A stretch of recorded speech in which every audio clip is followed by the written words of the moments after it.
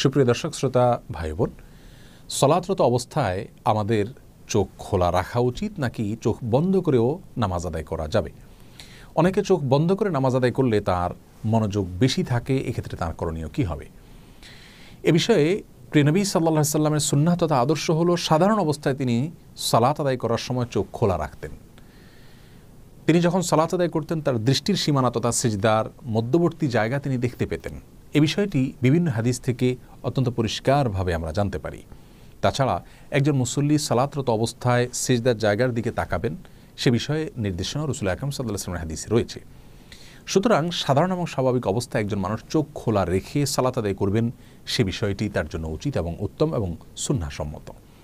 তবে যদি কেউ সালাতরত অবস্থায় তার দৃষ্টির সীমানায় এমন কোনো কিছু দেখতে পান বা এমন কিছু পড়ে তার দৃষ্টির সীমানায় যেই বিষয়টি দেখা তার জন্য গুনাহের, তাহলে অবশ্যই তিনি চোখ বন্ধ করে সালাত আদায় করবেন। আর যদি যৌক্তিক কোনো কারণে তার চোখ বন্ধ করে সালাত আদায় করতে হয়, যেমন স্বাস্থ্যগত কারণে ইত্যাদি, তাহলে অবশ্যই তিনি সালাত আদায় করতে পারবেন চোখ বন্ধ করে। আর নিছক মনোযোগ ধরে রাখার জন্য তিনি চোখ বন্ধ করে সালাত আদায় করলে সেটি তার জন্য জায়েজ হবে কিনা, সে বিষয়ে ফোকাহে কেরাম এবং আইম্মা এজামের দুটি মত রয়েছে। অনেক ফকিহ এবং ইমামগণ চোখ বন্ধ করে সাধারণ অবস্থায় সালাত আদায় করাকে মাকরুহ বলেছেন, অনেকে অনুমতি দিয়েছেন। যারা মাকরুহ বলেছেন তাদের যুক্তি হলো, প্রথমত রাসূল করিম সাল্লাল্লাহু আলাইহি সাল্লাম চোখ খোলা রেখে সালাত আদায় করতেন এবং মুসল্লিকে সিজদার দিকে তাকিয়ে সালাত আদায় করতে বলেছেন, বিধায় চোখ বন্ধ করে সালাত আদায় করাটা এই সুন্নাহ এবং হাদিসের পরিপন্থী।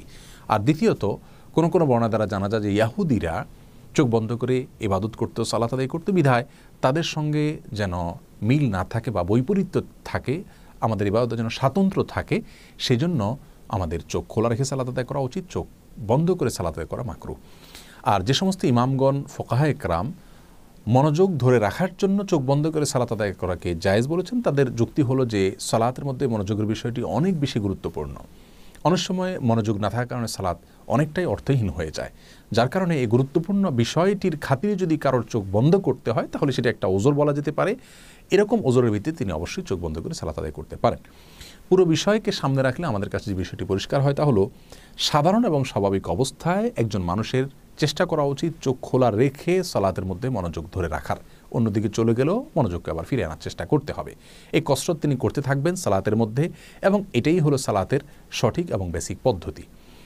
আর যদি তার দৃষ্টি সীমানার মধ্যে এমন কিছু পড়ে যে বিষয়টি তার মনোযোগে ব্যাঘাত সৃষ্টি করে, তাহলে অবশ্যই তিনি চোখ বন্ধ করে সালাত আদায় করতে পারবেন। আর মাঝে মধ্যে অত্যধিক মনোযোগ সৃষ্টির জন্য চোখ বন্ধ করতে পারেন, সেক্ষেত্রে কোনো সমস্যা নেই। দোয়ার সময়, দুরুদের সময়, জিকির আজকারের সময়, কোরআন তেলাওয়াতের সময় যদি সম্পূর্ণরূপে তিনি চোখ বন্ধ করে রাখেন এবং তাতে যদি তার মনোযোগ বেশি থাকে, সেটা অবশ্যই জায়েজ রয়েছে, সেক্ষেত্রে কোনো প্রকার বিধিনিষেধ কেউই আরোপ করেননি।